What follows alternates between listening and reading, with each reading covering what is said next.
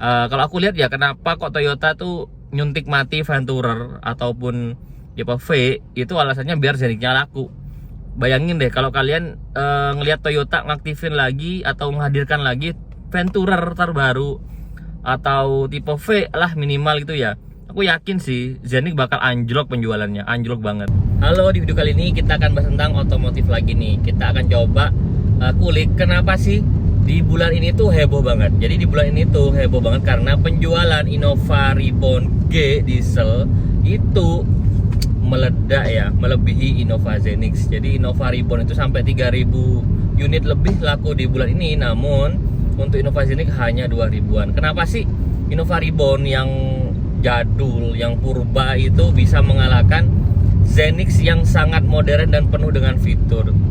Di sini aku akan bahas satu-satu alasan utamanya. Jadi aku tuh udah pernah ya naik Zenix, aku udah pernah naik Reborn, dan aku tuh punya banyak temen yang punya Reborn dan juga yang punya Zenix. Mereka tuh mengeluhkan dan juga memperlihatkan kelebihan dari mobilnya masing-masing, dan akhirnya aku mengambil kesimpulan bahwa ini nih yang mau membuat Reborn itu nggak terkalahkan. Yang pertama, yang salah satu yang membuat Zenix itu nggak banyak disukain orang karena Zenix itu penggerak depan ya teman-teman. Jadi Zenix ini tuh buat orang yang suka menjelajah jarak jauh. Tahu sendirilah medan Indonesia ini nggak semuanya lurus dan semuanya bagus. Jadi Zenix ini kalau untuk buat nanjak itu nggak oke ya teman-teman. Ini Zenix yang tipe G ya, kita apple to apple aja. Zenix G sama dengan Reborn G, kita bandingin. Itulah alasannya kenapa Zenix G ini diskonnya besar-besaran dan tetap aja nggak bisa ngalahin Innova Reborn yang tipe G juga. Ini tuh salah satunya karena penggeraknya di Innova Reborn ini itu adalah penggerak belakang, dan juga dia bermesin diesel, sedangkan si Zenix ini bermesin bensin. Ini salah satu penyebab keduanya. Jadi alasan kedua kenapa nggak bisa ngalahin si Reborn, karena ya udah solar busuk itu 6000, di Zenix harus pertamax ya guys ya.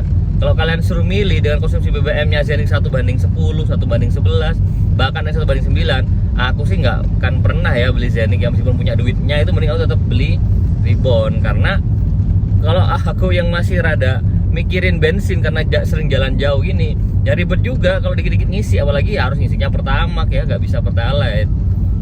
Karena kalau pernah ya temanku tuh nyoba isi pertalite di Zenix tuh rada kurang performanya, karena emang nggak rekomendasiin kan memang.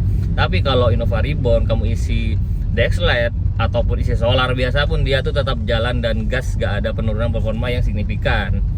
Itu yang pertama, itu yang satu dan kedua. Untuk yang ketiga, kenapa Innova Reborn itu lebih laku adalah karena dia itu kaki-kakinya tuh teruji ya guys ya. Kalau kalian lihat lah, jarang ya Innova Reborn ini bermasalah di kaki-kaki. Jarang bermasalah karena habis lewat di jalan yang jelek, di ini kaki-kakinya cepat rusak. Itu nggak terjadi di Innova Reborn. Tapi kalau Zenix itu kelemahannya nih, Zenix nih kaki-kakinya ampas guys. Kaki-kakinya ampas guys. Aku itu coba test drive mobilnya temanku yang kalau bisa dibilang sih baru beli ya, nggak lama, mungkin baru KM 30.000 gitu ya. Kaki-kakinya tuh udah mulai bunyi klotok-klotok gitu guys. Jadi kaki-kakinya tuh mulai kena, dan ini jadi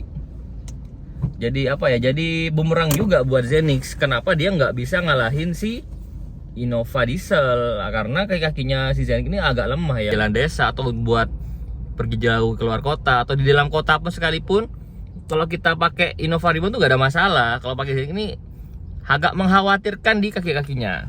Tapi kalau Zenix ini kita kasih tahu kelebihannya dari Innova Reborn dulu nih, yang bisa menyaingi si Zenix. Nah, setelah dari situ, setelah dari kaki-kakinya, konsumsi BBM, solar, dan juga penggerak depan dan lain-lain. Dan memang suspensinya si Innova Reborn ini lebih enak, jujur lebih enak. Mungkin nggak kerasa tapi tetap aja lebih enak daripada Innova Zenix. Daripada Reborn ini lebih oke lah daripada Innova Zenix. Itu alasan utamanya kenapa Zenix nggak laku. Tapi tetap ada plus minusnya. Plusnya adalah Zenix ini lebih canggih ya, semuanya udah engine start stop, AC semua digital, semuanya premium ya, bodinya juga bagus banget timbang Reborn. Tapi ya Ribbon tuh kelihatan jadul banget lah kalau dibandingin dengan Zenix. Itu alasan kenapa masih banyak yang beli Zenix. Kalau aku lihat ya, kenapa kok Toyota tuh nyuntik mati Venturer ataupun tipe V, itu alasannya biar Zenix-nya laku.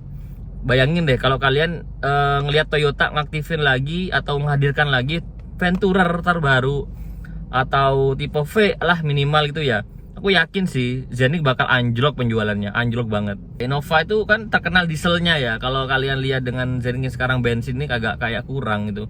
Cobalah kalian lihat di marketplace, Zenix tipe G itu banyak banget yang jual padahal baru beli. Dan juga Zenix tipe G ini banyak yang dikeluhin ya BBM-nya. BBM-nya tuh parah banget ya, BBM-nya boros banget. Dan banyak temanku tuh yang apa ya, yang nggak suka dengan Zenix ya karena borosnya itu. Dan dia emang mobil yang perlu perhatian khusus lah daripada mobil Ribbon. Kalau Ribbon nih kamu mau pakai aja, maintenance-nya nggak begitu apa ya, terpengaruh ya. Jadi kalau Matic-nya pun punyanya Innova ini lebih kuat daripada punya Zenix. Innova Ribbon di bulan ini penjualannya melebihi Innova Zenix salah satunya. Mungkin aku bisa salah, bisa kalian tulis komentar di bawah ya kalau kalian punya alasan yang lebih yang lainnya gitu ya. Tapi kenapa kok Zenix masih laku banget bang? Ya, Zenix itu pasti laku banget karena Zenix itu lebih modern. Yang pertama fiturnya lebih banyak, lebih lega, dan bisa muat banyak, dan lebih elegan. Dari body tuh memang bagus Zenix daripada Ribbon. Ribbon apa lampunya? Lampu bolam, Zenix udah LED full. Layar instrumen MID-nya udah full digital, sedangkan Innova Ribbon masih apa? Masih jarum gitu loh. Dan AC-nya, waduh, aku nggak bisa lihat AC-nya Innova deh, parah banget. Terus kemudian AC-nya Innova Ribbon maksudnya, bukan Zenix. Zenix udah oke. Terus kemudian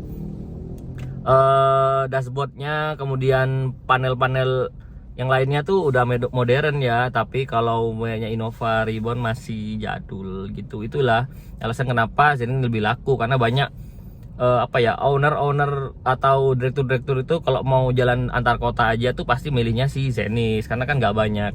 Tapi yang setauku ya, Zenix yang paling recommended buat kalian ya, apalagi kalian yang udah banyak duit, yang udah punya apa namanya, banknya kalian udah prioritas gitu ya, ya mending beli hybrid deh. Hybrid tuh lebih oke lah daripada yang tipe G. Memang nggak apple to apple, kalau sama-sama G-nya sih menang Ribbon, tapi kalau udah hybrid aku rekomendasi yang hybrid aja. Karena emang powernya lebih dapet, kemudian iritnya dapet. Jadi kalian nggak dikit-dikit antri di Pertamina, dikit-dikit antri di Shell. Pagi Shell udah langka gini, janganlah sering-sering antri di POM, karena kan Zenix itu bisa sampai 1:25 nggak salah itu udah awet banget ya. Itu kalian bisa ngisi 100.000, bisa keliling kota itu 2 harian aman banget. Dan memang lebih luxurious punyanya Zenix yang bodylista ya, secara body kit, kemudian tongkrongannya tuh lebih oke punyanya Zenix yang bodylista. Mungkin itu ya dari aku. Kalau kalian punya review yang lain, punya pendapat yang lain, bisa tulis komentar ya. Bisa aja aku salah, ini kan pengalaman pribadi aja, opini pribadi aja, bukan opini dari mana-mana. Emang pengalaman apa ya, dari aku dapetin info dan inputan dari orang-orang, dan juga aku udah ngerasain pengalamannya sendiri. Zenix aku udah pernah nyetir, Ribbon juga udah sering banget, dan memang so far mobil Indonesia 500 juta ke bawah yang paling worth it untuk dibeli ya saat ini ya masih Innova Ribbon. Kalau kalian pecinta mobil dan kalian suka nyetir mobil, itu pasti handlingnya Innova, speednya, top speed pasti akan milihnya ya Ribbon ya. Kalau kalian itu cuman passenger princess dan lain-lain, mungkin nggak akan relate dengan hal ini. Oke, itu aja untuk kali ini. Tulis komentar di bawah. Bye bye.